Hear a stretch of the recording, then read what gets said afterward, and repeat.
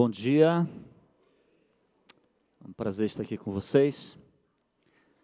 Eu já percebi que a igreja aqui se divide em dois grupos, os que nasceram em dezembro e os que nasceram qualquer outra época do ano. Estou me sentindo aqui desenervado, nasci em setembro. Mas é uma alegria conhecer essa igreja pela primeira vez, eu não conhecia. Já percebi aqui alguns amigos, já vi ali o pastor Elias Brasil, não sei onde ele está, a esposa. Que alegria vê-lo, pastor Amágila. Deus abençoe vocês.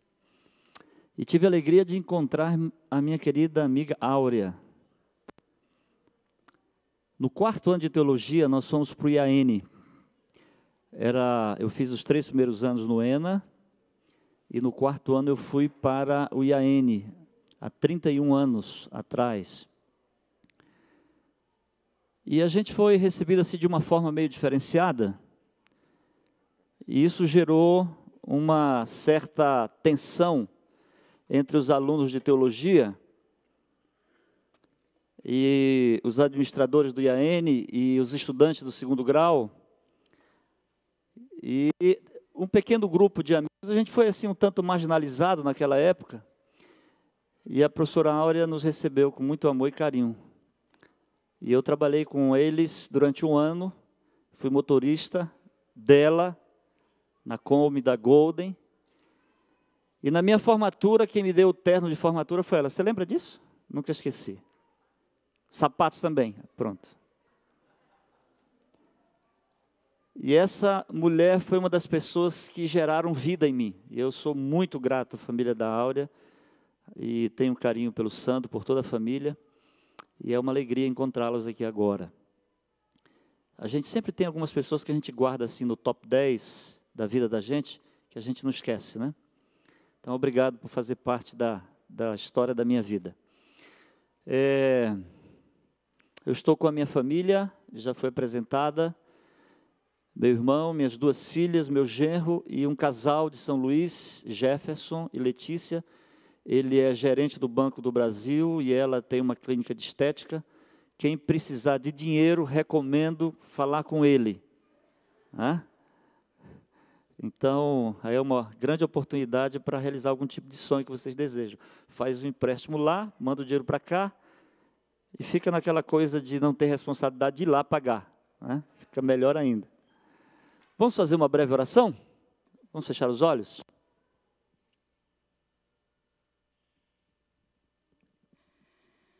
Para conversar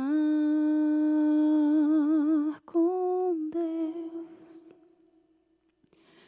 preciso me calar, pois no silêncio sua voz se faz ouvir. Longe de toda agitação ao meu redor, vou aos teus pés humildemente lhe escutar. Com amor suas palavras aquecem o meu ser. Como é doce ouvir meu Salvador falar.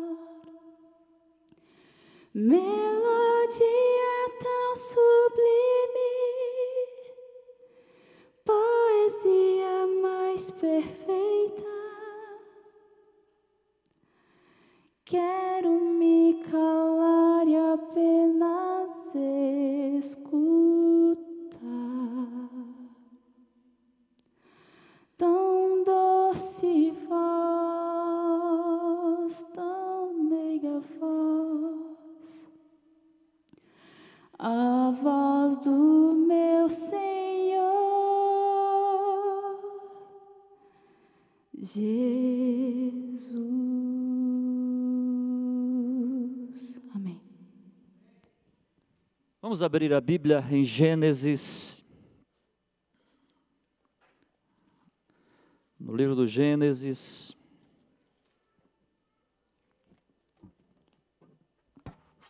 capítulo 39. Eu tive 3 fases distintas na minha vida com relação ao contato com a palavra de Deus. A primeira foi a fase da imposição. Eu nasci num lar adventista, meu pai nasceu num lar adventista, minha avó nasceu num lar adventista, e meu pai, com ascendência nordestina, ele saiu do cangaço, mas o cangaço não saiu dele. Então ele carinhosamente mandava que todos nós, filhos, lêssemos a Bíblia. E era obrigação lermos a Bíblia. E foi uma fase muito ruim da minha vida com relação a esse contato com a palavra. Me deparei com uma segunda fase, quando eu li a Bíblia por competição. Lembram daquele ano bíblico que eu não recomendo, a não ser aqueles que estão aí, são neófitos na fé, novos na fé, que a gente começava lá em Gênesis, no dia 1º de janeiro, e terminava lá, dia 31 de dezembro, capítulo 22 do livro do Apocalipse. Esse método de estudo da Bíblia, eu não recomendo àqueles que já têm uma certa experiência na vida cristã. É muito ruim isso. Você ter que ler 2, 3 capítulos por dia, e se você esquece de ler um dia ou não lê, aí isso fica acumulativo e gera um peso de consciência, aí a gente desiste. E aí eu comecei, já faz alguns anos, ler a Bíblia para me alimentar.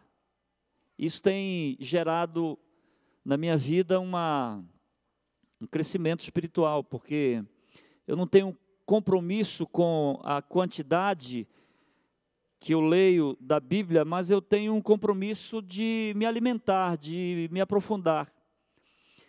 E já não faz pouco tempo, eu me deparei com um texto do capítulo 39 do livro de Gênesis, e eu fiquei meio embasbacado com esse texto,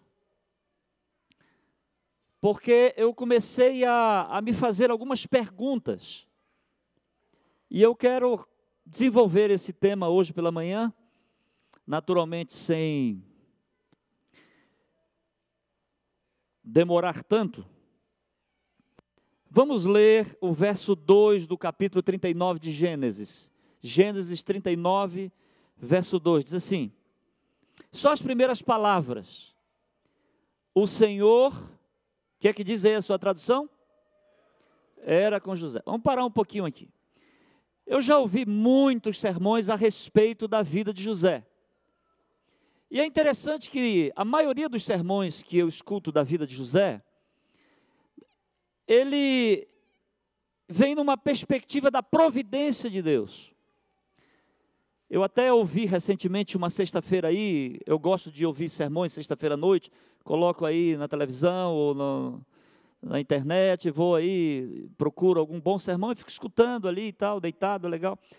Recentemente eu ouvi um sermão do pastor Amin Rodô sobre a vida de José dentro dessa perspectiva da providência. Um sermão profundo, até recomendo que vocês escutem, porque é impressionante. Mas eu queria tratar da vida de José numa perspectiva diferente. Não na perspectiva da providência, apesar de que a gente vai tocar nesse assunto, mas eu queria tentar responder para vocês uma pergunta que me fiz quando me deparei com esse texto. O Senhor era com José. E é interessante que no capítulo 39, isso se repete mais 2 vezes. O Senhor era com José, o Senhor era com José. Então, a primeira pergunta que eu me fiz é: será que era mesmo? Se era com ele, por que permitiu que ele fosse vendido aos 17 anos? Eu comecei a me indagar. Se o Senhor era com ele, por que permitiu que ele ficasse alienado da família por 22 anos? Se o Senhor era com ele, por que permitiu que ele fosse acusado de estupro por uma tarada, bandida, sem vergonha? E por causa dessa situação, preso. Por que será que essas coisas aconteceram com José, sendo que a afirmativa, a narrativa bíblica é de que o Senhor era com ele? Por que ele sofreu tanto? Antes de responder essa pergunta, eu gostaria de dizer a vocês que, basicamente, todos nós sofremos por 3 razões. É assim, claro que há derivações dessas 3 razões que eu vou colocar diante de vocês, mas, basicamente, nós sofremos por 3 aspectos, 3 razões. Primeiro, porque nós nascemos num contexto, num mundo de pecado, não só num contexto no mundo de pecado, mas nós nascemos infectados pelo pecado, contaminados pelo pecado. Salmo 51, verso 5, em pecado me concebeu a minha mãe. Eu sempre digo que uma criancinha quando nasce, você pode dizer que ela é fofinha, você pode dizer que ela é linda, você pode dizer que ela é maravilhosa, gostosinha, mas jamais você deveria afirmar que ela é inocente. Porque uma criancinha quando nasce, já nasce com alta periculosidade. Sério? Você que tem aí uma criança de 1 ano, 2 anos, já viram? Ela pega o brinquedo do outro e diz assim, me dá, é meu. Isso no artigo penal brasileiro, no Código Penal Brasileiro, perdão, é o artigo 171, roubo. Quem ensinou essa criança a fazer isso? Quando ela empurra uma outra da escada, tentativa de homicídio doloso, com intenção de matar. Assim são as crianças. Então a gente nasce já contaminado com esse negócio. E para complicar a nossa situação, para complicar, o pecado ainda sorve, ainda chupa, por exemplo, da nossa herança psicológica, da nossa ascendência, da nossa herança sociológica, coisas ruins, que se somatizam àquilo que já é ruim. É por isso que, às vezes, com tristeza, o pai olha para uma filha e diz assim, meu Deus, é o gênio da mãe. É o gênio da mãe. Então, eu não sou masoquista espiritual, mas estejam certos de que nós vamos sofrer enquanto vivemos nesse contexto de pecado. Segunda razão, porque nós sofremos, é porque a gente vive assim, em comunidade. E comunidade gera sofrimento. Talvez o exemplo mais claro disso seja a família. Vou fazer aqui uma pergunta. Responda com sinceridade. Eu vou perguntar primeiro à esposa. Vocês, esposas que estão aqui, quantas de vocês já sofreram por causa do marido que vocês têm? Pode responder. Marido, a tua esposa já te fez sofrer? A minha já. Eu não me lembro de ter feito a minha sofrer, mas ela já me fez sofrer muito. Então, viver em comunidade é complicado. Eu não gosto de mato. Eu nasci para viver perto de gente. A minha esposa, ela já gosta. Então, eu estou aí há uns 5 anos da minha aposentadoria, se o Temer não atrapalhar com essa reforma da Previdência. E é interessante que ela dizia assim, no passado ela dizia, compra um sítio para a gente plantar e tal. Eu digo, olha, até compro porque você merece, mas lhe deixo na segunda e só lhe pego na sexta. Porque eu não vou ficar. Eu queria muito comprar um negócio assim, perto de um shopping center. Você já desce, já está vendo ali uma multidão de gente. Ainda que isso nos faça sofrer. Vocês têm exemplo disso aqui na igreja. Por exemplo, alguém comete um pecado, sofre o pastor, sofre a família, sofre todo mundo. Então, viver em comunidade gera esse tipo de coisas. E a terceira razão por que nós sofremos é porque você existe. E eu existo. Nós somos uma máquina de gerar sofrimento nos outros. Eu não sei nem se existe mais uma revista chamada Seleções. Eu era assinante há muitos anos atrás no Brasil. E um articulista, ele escreveu um artigo sobre essa coisa da gente existir. E ele dizia assim, se você vivesse com alguém igual a você, você seria assassino. Porque você não suportaria. E vocês sabem que alguns querem introjetar nos outros a sua imagem. Você trabalha com casal, né? Casais, né, pastor? Você é primo do Lamarques? É tio dele? É meu coleguinha ali, meu colega de ministério ali, trabalhamos juntos, um pertinho do outro. Então, assim, essa coisa é terrível. Às vezes o marido quer introjetar na esposa a imagem dele, e vice-versa. Mas é muito ruim isso, você conviver com alguém parecido com você. Muito bem. A pergunta é, por que José sofreu? Então, eu queria ler um texto bíblico para a gente começar a responder isso aqui. Vamos a Gênesis capítulo 45. Gênesis capítulo 45. Antes de ler o texto, eu queria apenas dizer o contexto. José acabara de se revelar aos irmãos de que ele era aquele a quem eles venderam aos 17 anos de idade. Isso gerou um pânico, um pavor entre os irmãos. E eles disseram, olha, ele vai nos matar. Então, quando José viu essa intranquilidade, esse desespero dos irmãos, ele falou o que nós encontramos aqui no verso 5. Que aparentemente é uma resposta à pergunta que eu fiz no início da mensagem. Se Deus era com José, por que ele sofreu tanto? Então, aparentemente, José responde isso aqui no verso 5, dizendo assim: agora, pois... Eu não sei se o microfone está funcionando, ou é impressão minha, ou estou sem retorno. Está funcionando? Está ok? Então, desculpa. Agora, pois, não vos entristeçais, nem vos irriteis contra vós mesmos, por me haver vendidos para aqui, porque para a conservação da vida, Deus me enviou adiante de vocês, de vós. Então, olhem aqui, irmãos, olhem para mim aqui agora. Então, veja, os irmãos ficaram com medo de morrer, porque tinham feito uma maldade. José, ele vem com esta colocação, ele diz assim, olha, eu vou aqui traduzir o que José disse.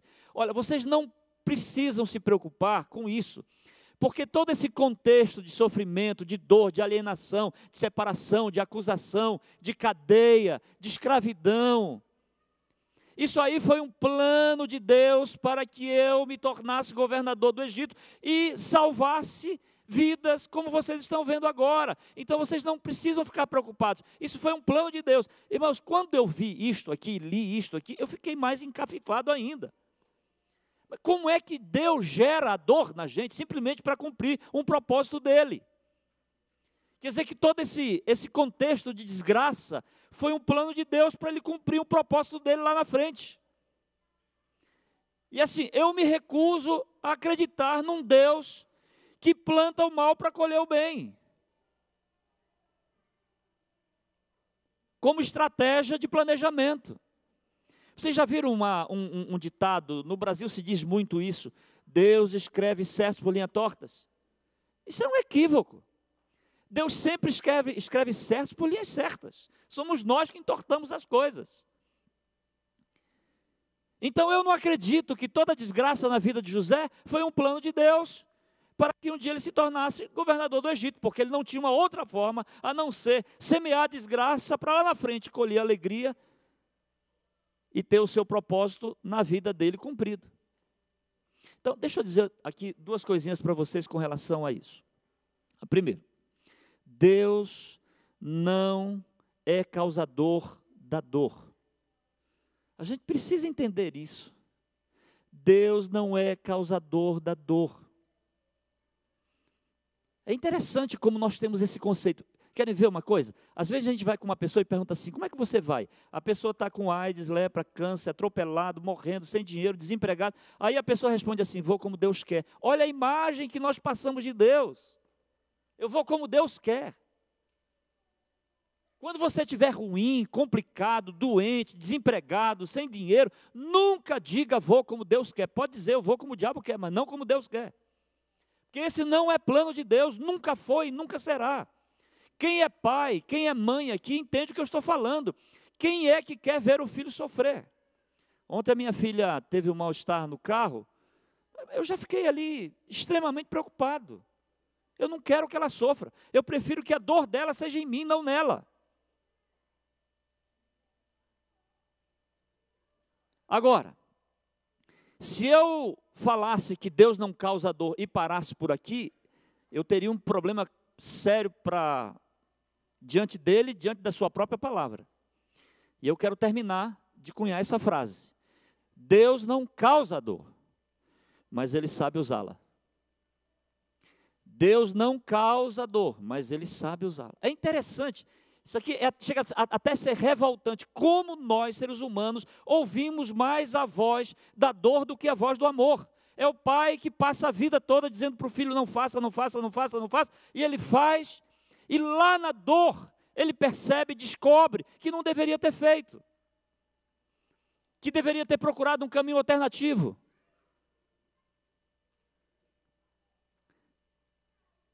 Eu tenho 2 irmãos, um está ali, está solteiro, viu? Ele não gosta que eu fale, mas eu quero que ele case. E uma irmã. Então, assim, eu nasci comendo no sábado a mesma coisa, os anos que eu passei na minha casa. Assim, eu não estou fazendo aqui nenhum tipo de...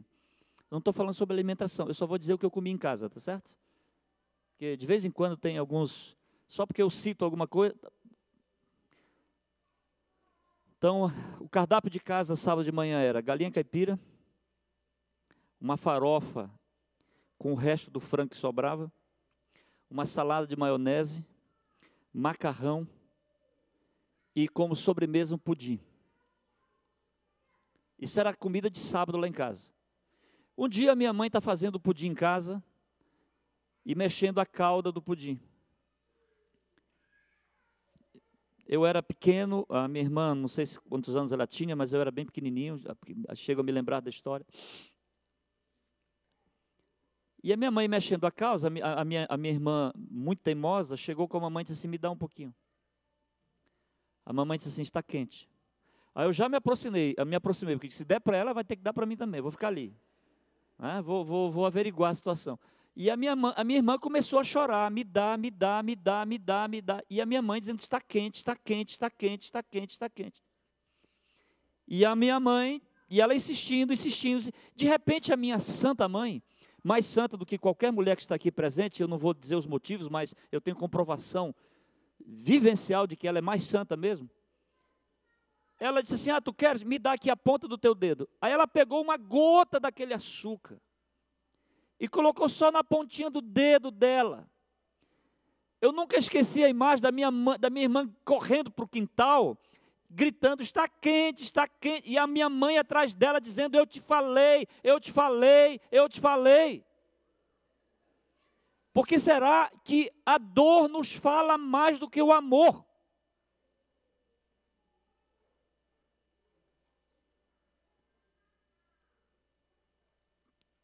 Eu, como falei para vocês, estou me aposentando. Ainda tenho. De repente alguém aqui me ajuda a realizar esse sonho. Eu tinha muita vontade de, quando aposentar, continuar pregando o Evangelho. E quero fazer isso até meu último suspiro, até a volta de Jesus. Só que eu também quero viajar, eu gosto muito de viajar. Quase todo ano eu venho para esse país aqui, porque eu gosto demais daqui. Eu quero viajar com a minha esposa, com a minha família, eu quero viajar. Mas como é que eu posso ganhar almas e ao mesmo tempo tirar um pouco de tempo para mim viajar? Aí eu pensei em duas coisas. Uma não vai ser difícil realizar. A outra, se alguém quiser bancar, me avise depois que a gente conversa. Uma das formas que eu encontrei de ganhar almas de forma muito fácil é visitar hospitais. Já viram que quem está doente aceita Jesus rapidinho? Que é uma beleza. E quanto mais perto da morte, melhor. Eu sou pastor em Jacareí, lá tem uma santa casa de misericórdia, que de santa não tem nada, de casa muito menos, e de misericórdia, a misericórdia ali passou longe. E eu entro com a minha Bíblia, não é esta minha Bíblia que eu gosto de usar, eu gosto de usar uma Bíblia maior, eu entro na santa casa, irmãos, eu sou tratado como alguém, um hollywoodiano. Todo mundo quer falar comigo, quer lá, que eu vá lá, ore pelo meu parente, ore pelo meu pai, ore pelo meu filho. Eu ando com a minha Bíblia no meio da rua, onde as pessoas hipoteticamente não estão doentes, ninguém me chama. Mas é impressionante como eu tenho uma importância diferenciada no hospital. O outro plano que eu tinha, se alguém puder me ajudar, me ajude, fale comigo depois, eu queria comprar um avião. Um Boeing, desses que cabem aí 800 passageiros, já viram? Não é tão caro, irmãos, não desista de mim. Eu queria convidar esses céticos, esses materialistas, esses agnósticos, ateus, dizer assim, vamos ali que eu vou pagar um almoço em Paris, é tudo por minha conta, ninguém... Eu ia combinar com o piloto. Ele disse, olha, quando tu tiver uns 14 mil metros de altura, tu embica esse avião para baixo aí, que eu vou fazer apelo para aceitar Jesus aqui atrás. E eu ia combinar com ele. Ali na fonia do avião, eu queria dizer, olha, percebo que ainda tem 3 que não aceitou ainda. Continua derrubando. Sabe por quê? Aparentemente eu ia ganhar muita gente para Cristo, porque a dor fala muito mais do que o amor. Que coisa! Como nós somos complicados e difíceis. Parece que a gente... E alguns dizem assim, não, eu quero experimentar. Não queira. Desculpa aqui o pleonasmo, eu não sei se você sabe, mas a dor dói. Dói. Mas tem gente que gosta de sofrer. Impressionante. Às vezes, o pastor Sandro, o pastor Lamar, nós somos conselheiros, a gente está ali falando para mim, não entra nessa, o cara não vai. Não, mas ele me ama. Eu sei, mas não entra.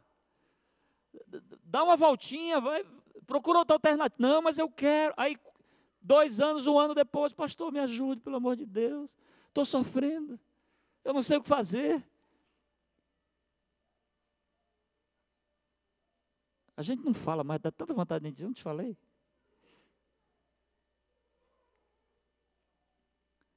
Por que José sofreu então? Se ele estava aqui equivocado com relação a esse conceito que ele afirmou aqui. Então vamos agora para o capítulo 50. De Gênesis, capítulo 50. Gênesis, capítulo 50.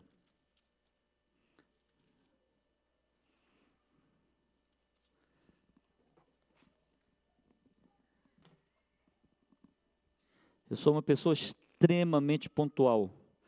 E eu fico assim meio preocupado com o horário, mas eu tenho que pensar que eu não estou no Brasil, né? E lá nós já estaríamos almoçando já. Capítulo 50. Vamos aqui ao contexto. Aqui o contexto é diferente. O pânico é o mesmo, mas o contexto é diferente. Se vocês lerem o capítulo 50, 49, 50, vocês vão entender o que eu estou falando. O que aconteceu aqui? Jacó morreu. Agora, pasmem, olhem o que aconteceu. Quando o pai morreu, os irmãos de José disseram assim, ele não nos matou naquele momento que ele se revelou, porque o papai estava vivo ainda. Agora o papai morreu, ele vai matar todo mundo. O mesmo pânico. Ainda não se sentiam perdoados pelo irmão, ainda estavam com aquele problema de consciência. Deixa eu abrir um parênteses aqui, irmãos, por favor, com relação a essa coisa do perdão. Eu preciso falar isso para vocês. Já disse uma irmã, disse assim para mim, pastor, eu não me sinto perdoado. O que é, irmã? Por que não? Pastor, não sei. A senhora já orou? Já. A senhora já confessou o seu pecado? Já. A senhora já mudou de vida? Já. E o que a senhora está esperando? Pastor, eu não sei, eu queria que esse negócio saísse. Parece que é um negócio místico, eles querem que o negócio saia de dentro deles, para eles se sentirem perdoados. Eu quero dizer que a vida cristã, ela é modulada pela fé.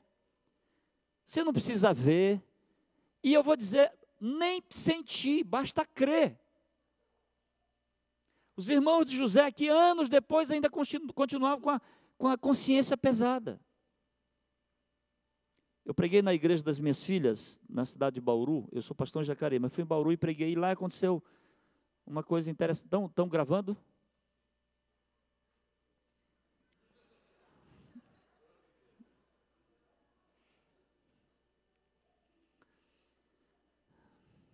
Numa das minhas andanças por aí, eu preguei um sermão, e no final do sermão, na parte da tarde, uma pessoa me procurou e disse assim, pastor, há 20 anos, mais ou menos 20 anos, eu adulterei. Só que eu não sou um adúltero, eu adulterei. Eu não sou um prostituto, eu caí. Como qualquer um pode cair. Me arrependi profundamente e pedi perdão à minha esposa, e ela disse que me perdoaria. Só que assim, faz 20 anos que todo dia ela toca no assunto. E agora, depois do seu sermão em casa, na frente dos meus filhos, na frente da minha sogra, ela disse assim, tu pensa que eu esqueci o que tu fizeste comigo há 20 anos atrás? Irmãos, nós pastores somos reconciliadores. A gente está aí para ajudar, para reconciliar. Mas dá uma vontade da gente dizer para uma pessoa dessa, larga esse trem e te livra disso. 20 anos a pessoa ali cutucando o mesmo problema, o mesmo problema, o mesmo problema, o mesmo pecado.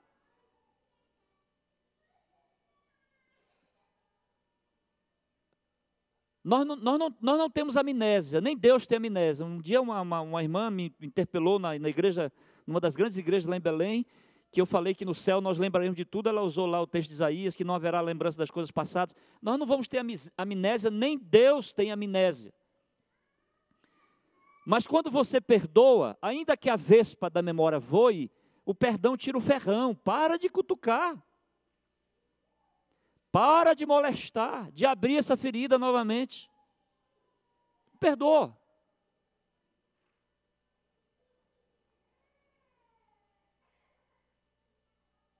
Isso é perdão. Vou contar uma história para vocês. Eu, em Manaus, eu fui pastor 9 anos em Manaus. Comecei trabalhando nas lanchas com a minha esposa, morando na lancha. Eu fui um dos últimos obreiros que morou na lancha. Peguei malária, hepatite. Meu sangue não... nem para mim eu sei se ele presta. E um dia eu fiz um evangelismo e batizei uma família toda. Uma das meninas, nós levamos para morar em casa, foi quem cuidou das nossas filhas quando elas eram pequenininhas. Mas o chefe da família chegou para mim e disse assim, pastor, eu não posso me batizar. Sério, irmão? Sério, por quê? Tem alguma dúvida? Ele disse, nenhuma. Sábado, dízimo, alimentação, vocês têm a verdade, mas eu não posso. Sério, por quê? Porque eu tenho um pecado que Deus não pode perdoar. Poxa, sério, me diga qual é. Ele disse, e para que o senhor quer saber? Disse, não, porque eu quero pregar por aí. Disse, olha, irmãos, Deus perdoa todo pecado, mas esse aqui, o irmão lá de Manaus me falou que ele não perdoa. Então eu quero instruir a igreja, quero mostrar para a igreja que tem um que não perdoa. Disse, não, mas não vou lhe contar não. Disse, não, me conte, eu quero lhe ajudar, me conte. Até que ele me contou. Ele morou aí pelo mundo, ele tinha uma lanchonete, a filha eram as garçonetes. E uma foi servir 2 rapazes, e um dos rapazes pegou no bumbum dela, e falou uma gracinha. O pai viu, e foi lá. E ele disse, pastor, quando eu fui lá, ele se levantou com uma faca para me matar. Eu não tive outra alternativa, eu matei esse rapaz. E eu comecei a ficar assustado. Eu disse, sério, irmão, sério? Ele disse, mas não parou por aí. O amigo dele veio me matar, eu matei o amigo dele também. Aí eu disse assim, o senhor matou 2? Ele disse, está vendo, até o senhor está assustado. Deus não tem perdão para mim, pastor. Aí eu pedi a Deus que me refizesse rapidamente, para dar uma resposta para ele. Eu digo, irmão, calma, vamos com calma. Quantos mesmo o senhor matou? Ele disse, 2, pastor. Eu digo, só 2. Ele disse, por que o senhor está falando isso? Porque eu conheço na Bíblia um que matou 1000 com uma queixada de jumento. Imagine se ele tivesse o jumento todo. O que é que ele não faria? Quem? Sansão. E tem essa história na Bíblia? Tem, vou lhe contar agora. Aí, abri a Bíblia, mostrei a história de Sansão, disse, calma lá, que ainda tem coisa. Eu vou aqui para a galeria dos heróis. São pessoas que foram separadas por heroísmos na área espiritual da vida. E esse rapaz está aqui, ele faz parte dessa lista. Ele disse assim, oxente, pastor, pois então me batiza, eu só matei 2, claro, vou lhe batizar. Vou lhe batizar. Não há pecado que Deus não perdoe. E a gente tem que parar com esse negócio de ficar com consciência pesada por um pecado que foi cometido há 5, 6 anos atrás. Isso aí já Deus te perdoou. Relaxa. Pastor, mas eu não sinto, não precisa sentir, basta crer. Irmãos, eu amo quando no livro de Hebreus, Paulo, se referindo a Jesus, ele diz assim, Jesus olha para a minha situação e para a sua situação e diz assim, dos teus pecados eu já não me lembro mais. Veja, ele não tem amnésia, mas ele introjeta nele mesmo uma amnésia, para não lembrar do meu e do seu pecado, porque se ele lembrar, ele lembra contra mim, contra você. Então, para nos favorecer, ele faz um sei o que lá, e diz assim, eu não lembro mais disso. Amém? Coisa maravilhosa. Agora a pergunta continua, por que José sofreu? Então eu quero ler o texto. Vejam a segunda resposta que ele dá, muito parecida com a primeira. Isaías capítulo 5, Gênesis capítulo 50.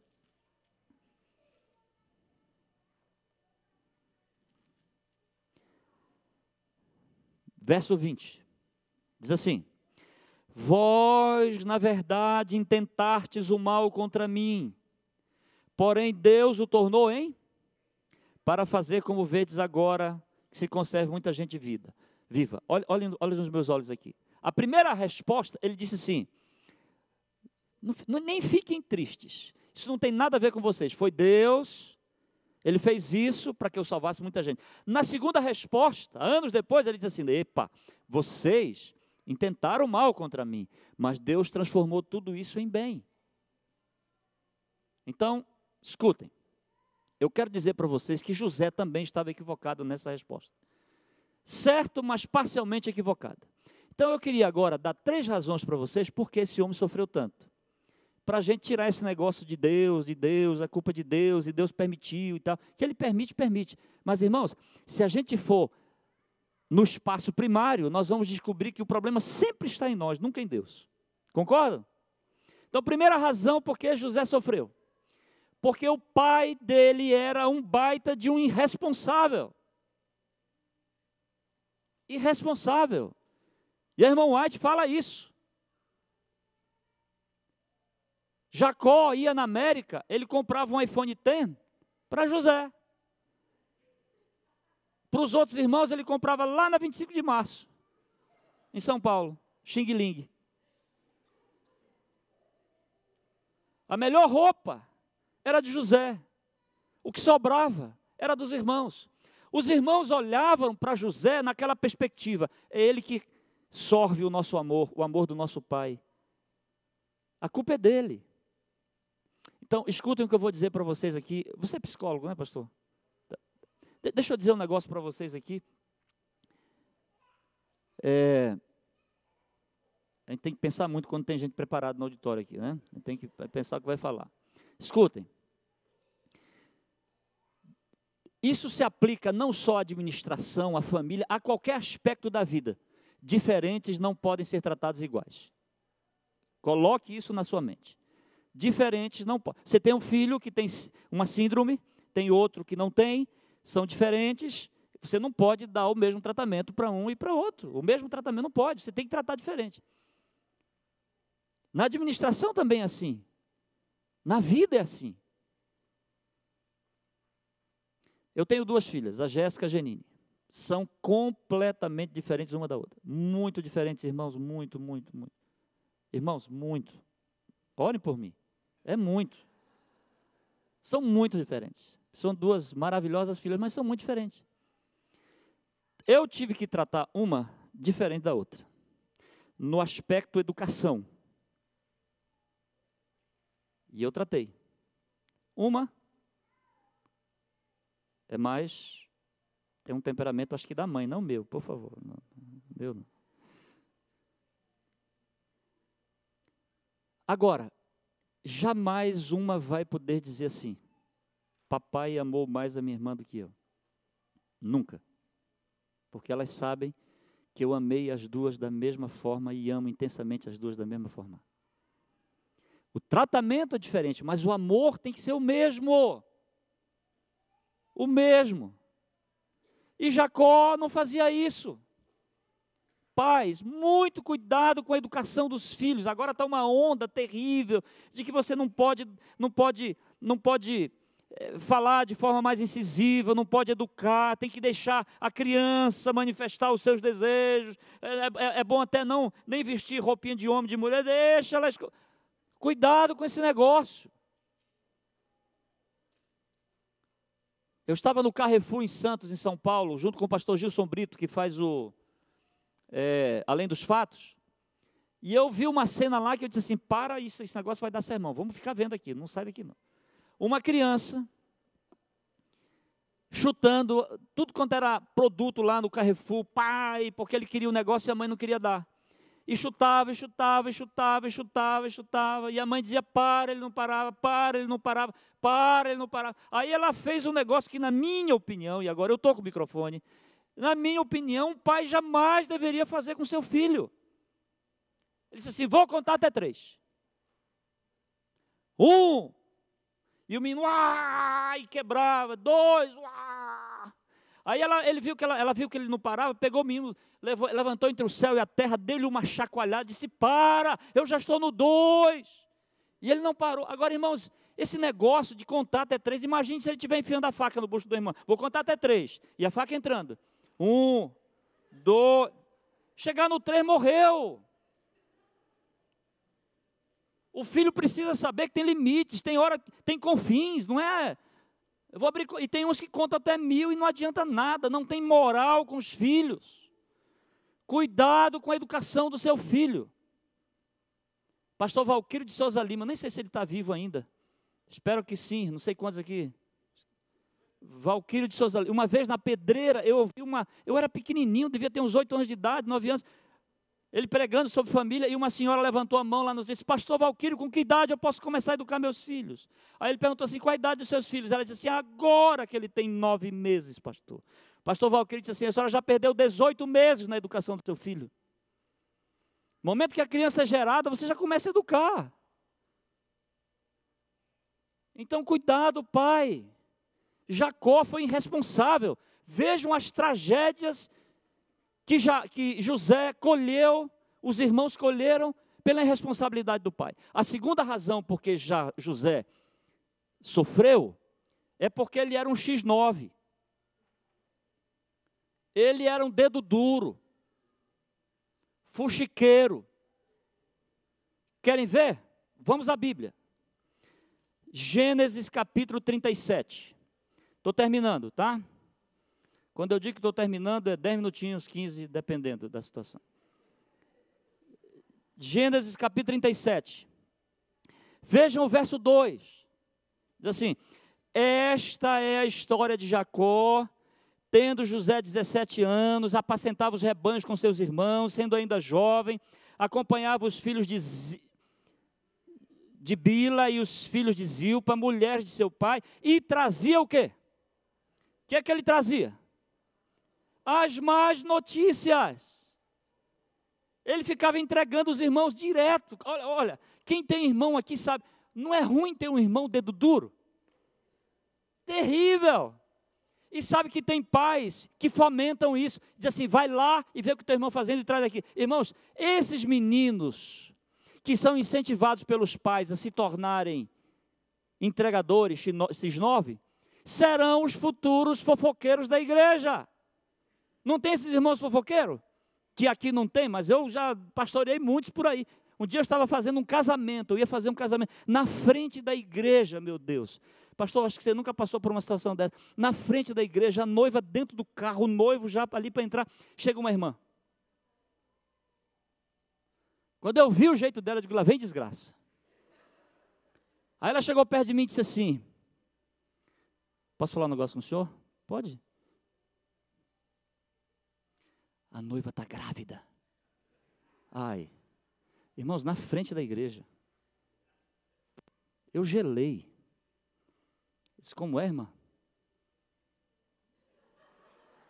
Aquela cara de santo, de santa, de Virgem Maria.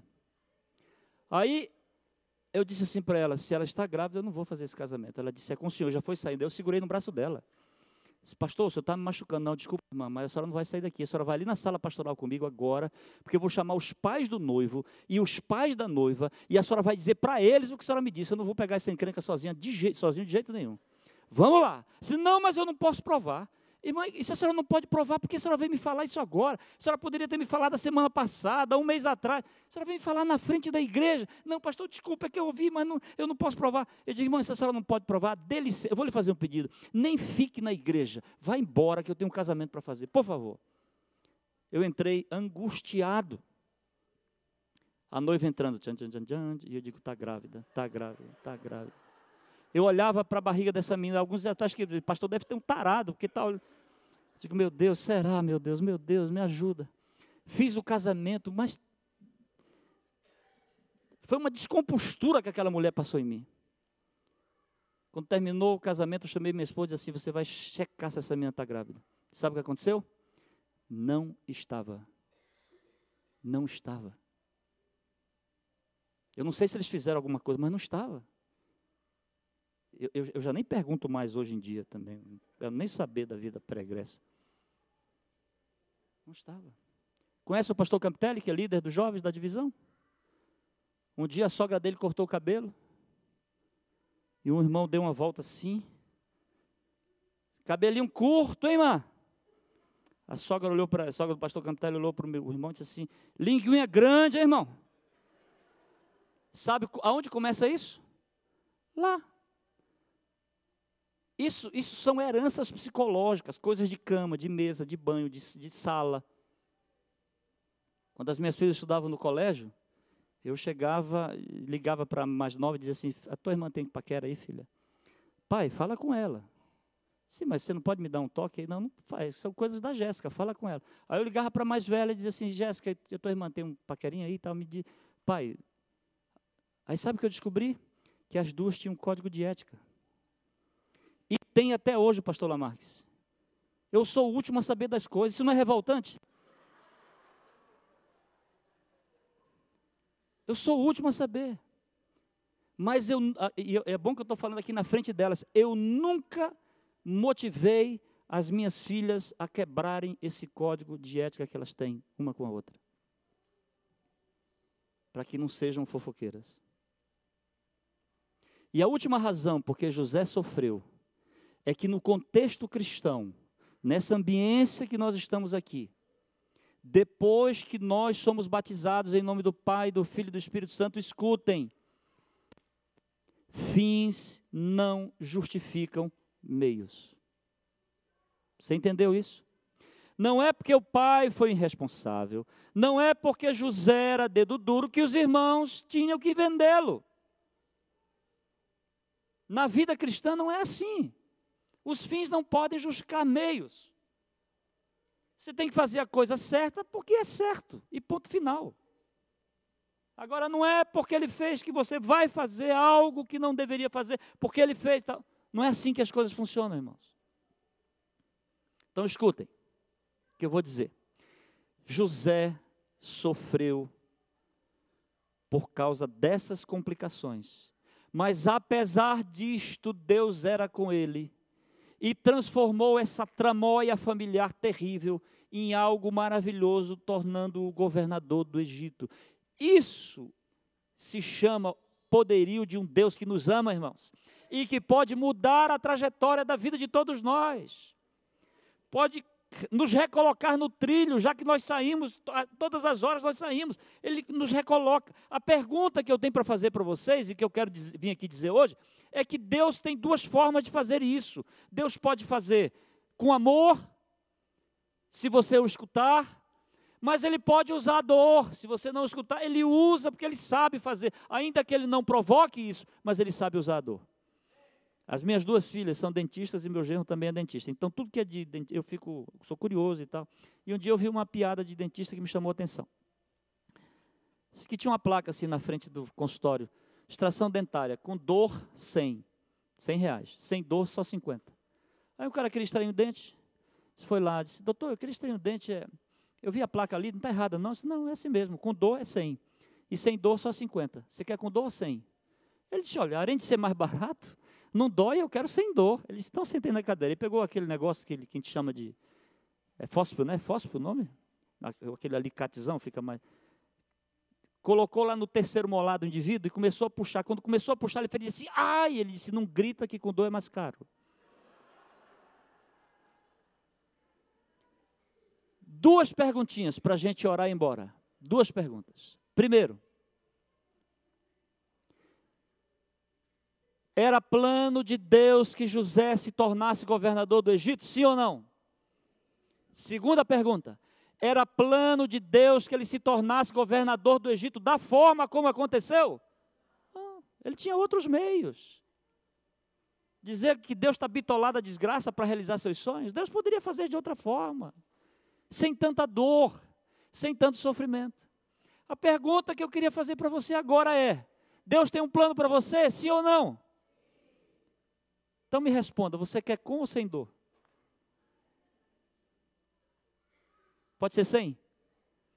Se você quer sem dor, basta você dizer assim: Senhor, eu me coloco nas tuas mãos. Não deixa eu fazer besteira, porque eu tenho uma vontade tão grande de fazer. Um dia, por incrível que pareça, alguém disse assim para mim, alguém honesto, disse assim: pastor, eu sou honesto, mas eu tenho uma vontade tão grande de roubar, de pegar o que é dos outros. É sério, irmãos. Quando eu vejo assim, mas eu me controlo e venço, porque eu sei que está errado. Então todos nós temos os nossos desencantos, os nossos descaminhos, as nossas loucuras, as nossas taras, Se coloque nas mãos de Deus e deixa Ele realizar o sonho dEle em você, em mim. Basta nos colocarmos. Que Deus nos abençoe. E que você seja muito feliz com o sonho que Deus tem para você. Amém? O que é que eu faço? Oro? Tem uma mensagem musical? Qual é o hino? Tem alguém que anuncie, né? Não, a gente pode anunciar. Eu gosto dessa informalidade, meu pastor. É de Natal. Nós vamos cantar aí, porque eles ensaiaram, prepararam uma música de Natal. Vamos lá, depois eu oro. Vamos almoçar, tá bom? Ninguém pode ir embora sem almoçar, tá certo? Bastante comida, bastante carinho foi usado e preparado. Então, estamos convidados para almoçarmos juntos, tá bom? Pastor, vem cantar comigo aqui, rapaz. Você já me viu cantando? Vem aqui para frente. O pastor Ezequias vai estar cumprimentando aquela porta ali, tá bom? Para dali nós já saímos para o almoço, que já está preparado para nós.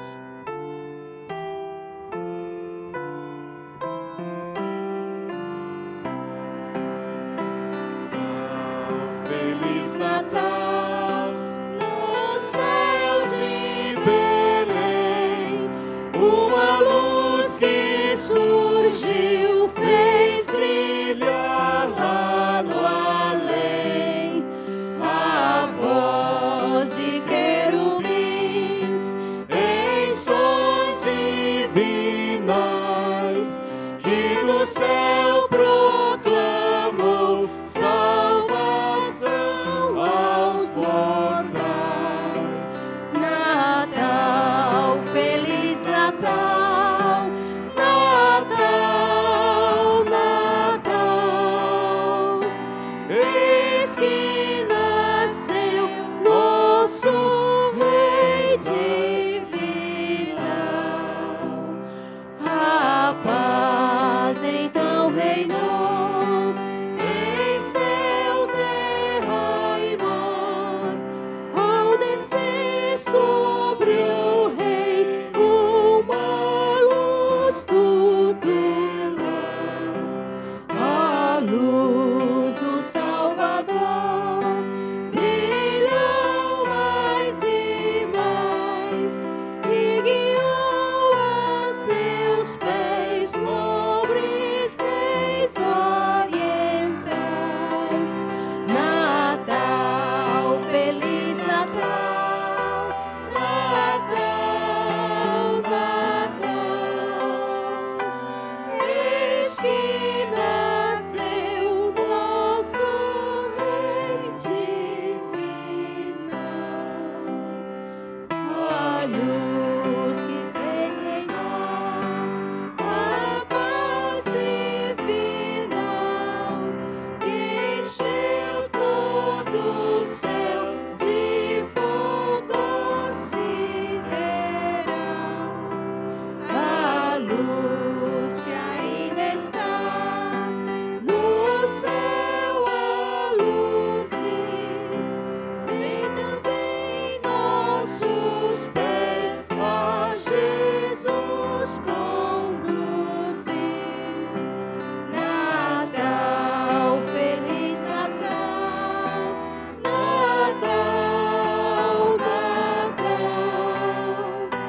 Eis que nasceu nosso Rei divinal. Grande Deus e nosso Pai,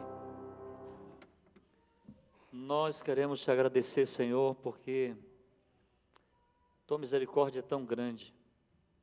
Começou lá na eternidade, vai até a outra eternidade. Eu quero te agradecer pelo privilégio que temos de conhecer a tua palavra, de convivermos com ela. Eu quero te agradecer porque o teu perdão não tem limites, fronteiras. E nesse exato momento, o Senhor há de nos lavar com teu sangue, Senhor. Eu queria que o Senhor abençoasse essa comunidade. Eles estão em terra estranha. E eu queria, Senhor, que o Senhor olhasse para cada um, dentro daquela perspectiva tão pessoal, individual, que só o Senhor sabe, ninguém sabe. Talvez eu esteja falando hoje para alguém que está enfrentando um problema na família. Permita que ninguém separe aquilo que um dia Deus uniu, Senhor. Se tem alguém assim passando por uma complicação financeira, eu já há alguns anos desisti de te pedir muito, mas eu estou insistindo que o Senhor nos dê pelo menos um mínimo para vivermos com dignidade nesse mundo. Se há alguém enfrentando algum problema de saúde, o Senhor ressuscitou Lázaro, curou os cegos, paralíticos. Não custa nada o Senhor estender sobre nós a tua mão nessa manhã, Senhor. Abençoe o pastor Sandro e a sua família na condução desse rebanho tão especial. Abençoe a todos aqueles que aqui vivem, convivem, e que, a despeito de estarmos geograficamente distantes, que a gente não perca o foco na nossa grande e maior esperança da vida, que é a volta de Jesus. Nos despede agora, abençoe os alimentos também que teremos, em nome de Jesus. Amém, Senhor. Amém.